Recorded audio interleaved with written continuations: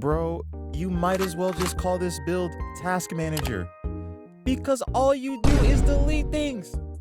The Rebel Cannon by far is the most powerful light bowgun in the game, and this is the strongest build for it. The burst potential on this build is ridiculous, but let's figure out why exactly. So I'm going to show you the table of contents early, because this video will have a section going over certain mechanics that you need to know to get the most optimal DPS, which I highly recommend watching. But if you just want the build right now, go to the timestamp below. Alright guys, meet the Rebel Stopper, the light bowgun counterpart to the Insurrection Cannon, one of my favorite weapons. With the unique mechanics like blade scale loading, it reloads on the move, keeps maximum might uptime, and unleashes absurd damage when you hit weak points. To get the most out of this build, you're going to need to master 3 things: neutral state, advantage state, and reload types, and I'll talk about what those are. Alright, so neutral state is when you don't have an advantage over the monster, and the monster doesn't have an advantage over you. When you enter into rapid fire mode, you move into advantage state, because now you have access to powerful moves that can shred the monster. And if the monster is toppled or crowd controlled, that is also advantage state, because you can line up burst damage directly onto their weak spot. Aside from those conditions, you're in neutral state. And the entire goal of neutral state is to use 2 specific options to build your rapid fire gauge as safely and efficiently as possible. So your first option is as follows: fire into sidestep into fire on repeat. This is your safest engagement. Thanks to evade reloading, your DPS stays more consistent because you recover 1 ammo after each sidestep. It deals less damage and recovers less rapid fire gauge than the next option, but it's much safer and has the lowest end lag, making it harder for the monster you're facing to punish you. Now, there's one potential problem with this setup.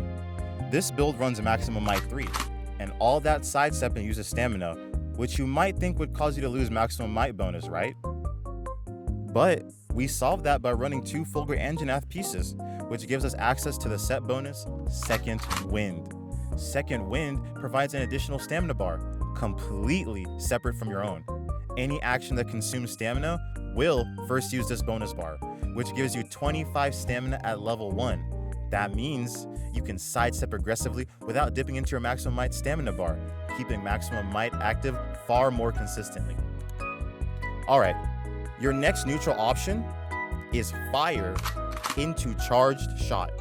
This is your high risk, high reward neutral state option.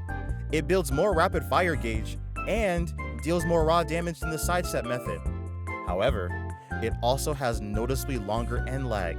That means if you mistime it, the monster can easily punish you.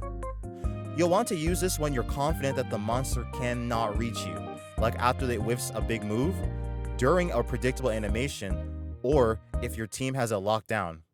The extra gauge makes it the fastest way to enter into your advantage state, but you have to pick your moments carefully. Mistime it, and you'll eat a hit. Land it, and you'll get into a power mode faster than anything else. Alright, now that we've covered all of the neutral options, let's move on to reload types. So, reloading with the Rebel Cannon isn't just about topping up ammo, it's part of your DPS rhythm. There are 3 reload types that you must master. Standard reload is your bread and butter reload. It refills your ammo capacity, keeps you mobile, and only takes about a second. Use this in neutral state when you have a safe window and want to maintain movement. Next up is an aggressive reload. This can be done with or without the rapid gauge being active. So it's done after a slide. This also includes the burst step, so either the burst step or the regular slide for the light bowgun. It's slightly faster than the standard reload, but you're stationary during it. This is meant for aggressive play, when you need to reload your ammo because you need to continue punishing the monster.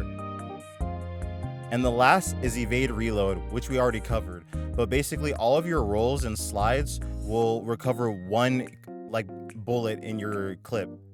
And finally, for the skill rundown, we're running critical boost to increase crit damage by 40%, maximum might 3, and agitator for huge affinity and raw damage boost, weakness exploit 5 for extreme burst potential on weak spots, Earplugs 2, so monster roars don't interrupt your combos. Recovery speed to quadruple natural healing and keep you aggressive. And Evade Mantle for dodging through attacks, which also synergizes with blade scale loading, which grants special loaded ammo after narrowly evading with your weapon drawn. And that's the build. Study the playstyle, try it out, and have fun deleting monsters. We're almost done with the bowgun series. After that, we're moving on to melee weapons. Thanks for your support, and now, go have fun.